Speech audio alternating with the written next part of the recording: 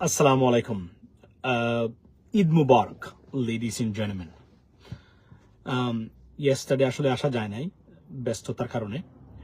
তো আশা করি আপনাদের সবার ঈদুল আজহার মতোই কেটেছে।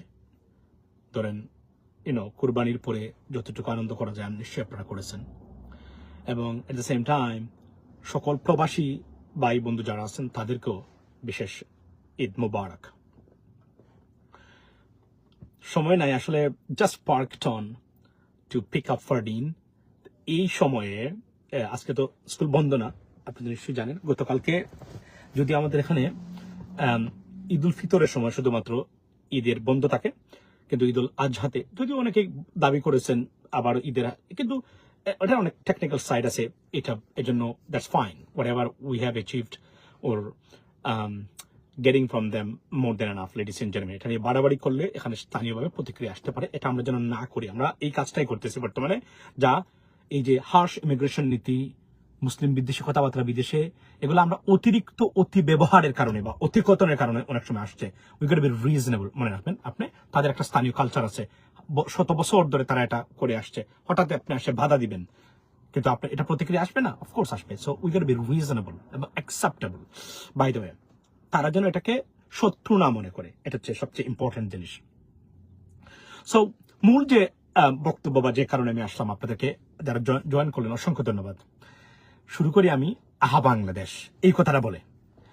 আমি একটু আগে দেখলাম 71, আমি এখানে শেয়ারও করেছি, 71 বিজনেসের এই পেজে তারা বলছেন যে এসালম মানে সাইপ্রাস এসালমের $8 বিলিয়ন ইউরোর সম্পদ জব্দ করেছে। বাংলাদেশি টাকায় 1,30,000 কোটি টাকা, না সরি 14,000 কোটি টাকার মতো। আর আমি যদি ট্রিলিয়ন হিসাব করি 1.13 ট্রিলিয়ন টাকা। Can you imagine that? কল্পনা করতে পারেন? এতে আপনি আতঙ্কিত, বিক্ষুব্ধ, হতাশ, ক্ষুব্ধ, নির্গুম রাত যদি না কাটে, ধরে নেবেন আপনি বাংলাদেশি না, অথবা আপনি আপনার মানে প্রজন্ম, যে নতুন প্রজন্ম যারা বা আপনার যে প্রজন্ম, তার জন্য বিন্দু মাত্র আপনি কোনো দায়িত্ব নেই পৃথিবীর কোথাও। এমন জঘন্যতম ব্যবহার, অর্থনৈতিক লুটপাট মেনে নেবে না। আফ্রিকাতে হলে আপনি ইউ উইল বি নোওয়্যার, তারা এটা মানবে না। পৃথিবীর সবচেয়ে দুর্নীতিগ্রস্ত মানে টাকার পরিমাণে আফ্রিকানরা না, যদিও আফ্রিকা দুর্নীতিগ্রস্ত একটা কন্টিনেন্ট, কিন্তু তাদের বাজেট লিমিটেড। এবং এটা আপনি দেখেন, পাকিস্তানে যদি এই ধরনের দুর্নীতি করতো কেউ, পাকিস্তানে ওই পলিটিশিয়ান রাস্তাতে নামতে পারতো না। শুধু খোদ পাকিস্তানে যদি এইটা হতো, দিস ইজ আনবিলিভেবল। দুঃখ লাগে আমরা প্রবাসীরা, আমরা এত টাকা পয়সা দেয় এই ঈদের সময়, আমরা না চাইতে কত টাকা গেছে আমাদের বাংলাদেশে পাঠাতে হচ্ছে, না চাই নাই। Last month yesterday even though, for example, right?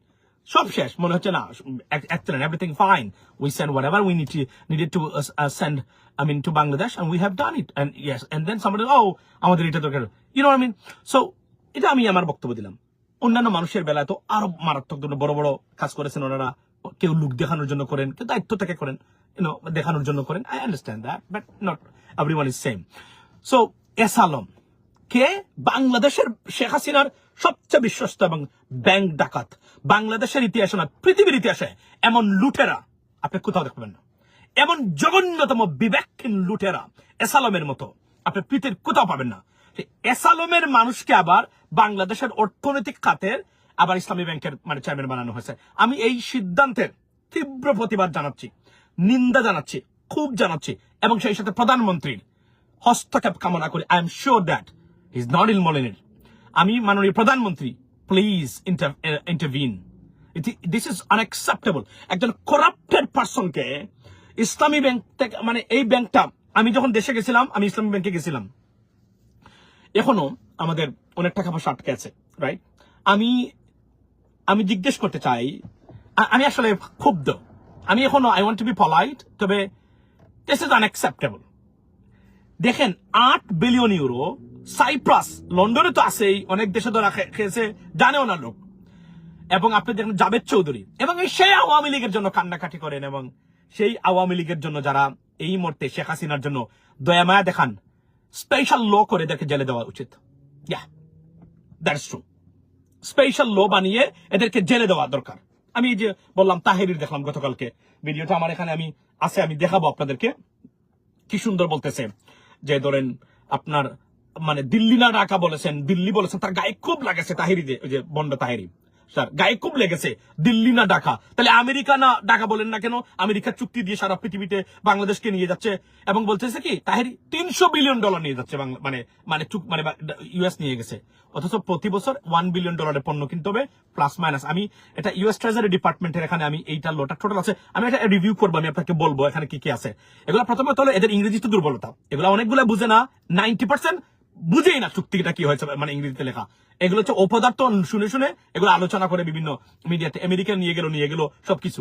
সে বলতেছে তাহেরের মুখে ভারত বিরোধী কথা শুনবেন না আপনার জীবনেও। আমাদের দেশের এই যে বললাম না, এই যেদিকে বড় বড় সোশ্যাল মিডিয়া অ্যাক্টিভিস্টরা সারাদিন খালি আলোচনাতে আসেন, এটা করেছে সেটা করেছে। You know guys, come to a point, talk about the core মানে প্রবলেমস। পরিবর্তনের কথা বলেন, খালি শুধুমাত্র এই নেতাই করেছে সেই করেছে এগুলো বলতে পারবে সারা জীবন, কিন্তু কোর পরিবর্তনের জায়গা। পরিবর্তন আনলে কি হতে পারে? এআই ক্যামেরা ডাকাতে বসে নাই, দেখছেন আইন ভাঙ্গে, কেন ভাঙ্গে না? কেন ভাঙ্গে না? এটা ভাঙ্গে না কেন? সে এমন একটা ব্যবস্থা, যে ব্যবস্থা কোনোভাবে ঘুষ দিয়ে রক্ষা পাবে না, ঘুষ দিয়ে রক্ষা পাবে না, কারণ it's well digitally well documented. এজন্য আমি ওয়াই এম দ্য অনলি গাই সামগ্রিক ব্যবস্থার পরিবর্তনের জন্য যুদ্ধ করে যাচ্ছি, অনলি ওয়ান গাই। ইন্ডিভিজুয়াল টার্গেট আমার খুব কম দেখবেন, মানে এই দুর্নীতি করেছে মানে আপনার এই যে বিএনপি নেতাই বলেছে সেই করেছে, আওয়ামী লীগ নেতা, সিস্টেমকে টার্গেট করে যদি আমরা না এগোই, পরিবর্তন আপনার জীবনে বাংলাদেশ আনতে পারবে না। কেন? ইমাজিন 8 বিলিয়ন ইউরো, প্রায় 1,14,000 কোটি টাকা। আহা আহা, হত দরিদ্র বাংলাদেশের মানুষ, আপনাদের জন্য মায়া হয়। What a poor nation it is, trust me।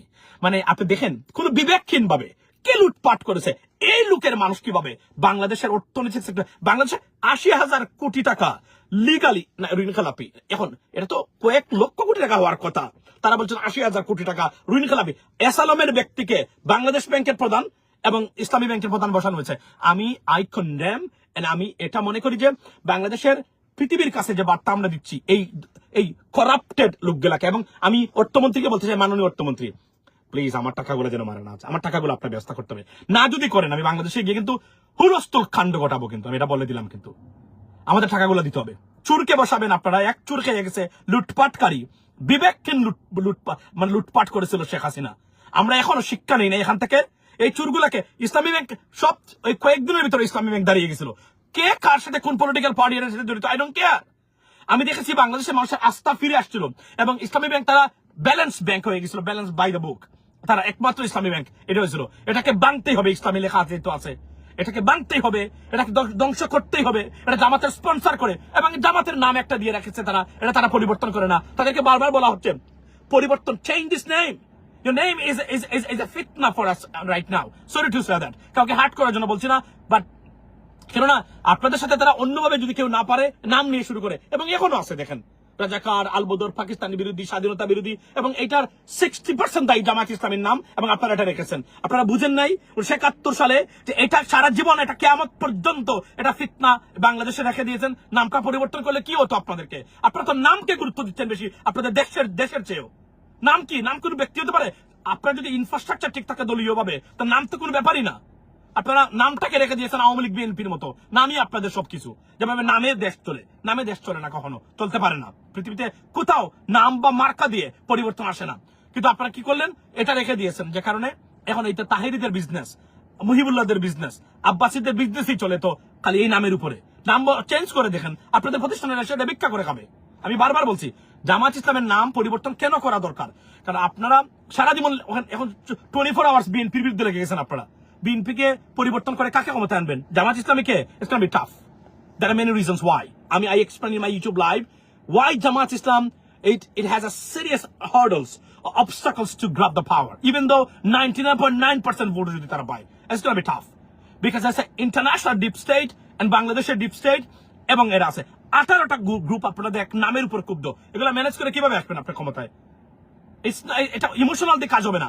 সব সময় এখন আমাদেরকে বাস্তবে রিয়েলিস্টিক পার্সপেক্টিভে চিন্তা করে যদি না এগোতে পারেন এদেশে কোনো পরিবর্তন আপনি আনতে পারবেন না। শুধু ব্যক্তি অমুকের সমালোচনা সারাদিন করতে পারবেন রাজনৈতিক নেতার, কিন্তু আপনি তো ঘুরে ফিরে তাদের কাছে যেতে হবে, কারণ বিকল্প তৈরি করতে পারতেছেন না আপনি।